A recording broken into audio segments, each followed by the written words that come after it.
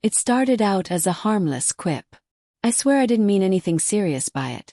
Just one of those cheeky, sarcastic remarks you make when you're being playful, maybe even a little flirty. But somehow, in the span of just 7 careless words, I lost everything. My husband, my marriage, my home. It began on a Friday night. My best friend Lana had just come out of a nasty breakup and desperately needed a distraction to shake off the heartbreak. She threw together a spontaneous girls' night. Dinner, drinks, dancing, the usual combination of fun and emotional release disguised as a night out. I hadn't done anything like that in ages. Months, maybe even a full year had passed since I last stepped out like that. Trevor, my husband, was sitting on the couch when I emerged from our bedroom dressed and ready to go. I'd put a little more thought into my look than usual. Sleek black jeans, heels I hadn't worn in forever, and a touch of red lipstick. Nothing provocative, just something to help me feel vibrant again. He glanced up from his laptop, eyebrows raised. "Wow," he said. "Who are you getting all dressed up for?" I let out a laugh, one of those quick, reflexive ones that come without thinking, and tossed back a sarcastic line without missing a beat. "Oh, in case I meet someone better." The second those words left my mouth, I saw something shift in his expression. His smile faltered, and though he gave a small nod, it didn't reach his eyes. "Right," he said softly, turning his attention back to the screen. I should have said something, should have followed it up with, "I'm joking, babe, you know that." But I didn't. I was distracted, half-focused on Lana's text telling me she was outside waiting. I leaned over, kissed Trevor on the cheek, and walked out the door as if nothing had happened. The night itself went as expected. Too loud, too many drinks, a bit of tequila-induced laughter. But it was the kind of night I needed, a few hours to vent, laugh, and feel like myself again. I barely messaged Trevor, just once to say I'd be home around midnight. He never replied.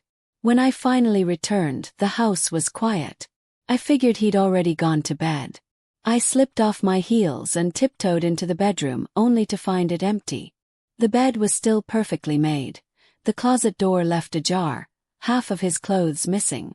His nightstand was cleared off. For a moment I just stood there, frozen. Then I saw it. An envelope placed on my pillow. It was a short handwritten note. "If you're seriously out looking for someone better, I won't stand in your way. The divorce papers are being filed in the morning. I hope you find what you're looking for. Trevor." My knees gave out beneath me. I sank to the floor. The letter crumpled in my shaking hands. I read it again and again, as if I'd misunderstood, as if it couldn't be real. Called him straight to voicemail. The next morning I drove straight to his brother's place. He wouldn't come to the door. Refused to speak to me. 3 days later his attorney contacted me. The process had begun. No discussion, no questions. Just silence and legal action. All over what I thought was a joke. But the more time I had to sit with it, the more I realized it wasn't just that one sentence. It was everything leading up to it. I'd been emotionally checked out for months. Constantly tired, always preoccupied, mentally absent. I used sarcasm to cover up the frustration, the bitterness, the loneliness. Maybe Trevor sensed it all. Maybe he'd already been hanging by a thread. And that stupid throwaway comment was the final snap. I replayed that night in my mind 1,000 times. What if I had answered, "For you, obviously," when he asked why I looked so dressed up? What if I had just stayed in? What if I'd noticed the hurt in his eyes and immediately apologized? But there are no replays in marriage.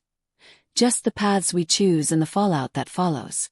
Mine came in the form of 7 careless words. It's been 9 months since that night. I still catch myself glancing toward our old driveway, hoping I might see his car. I still wonder if he ever thinks of me.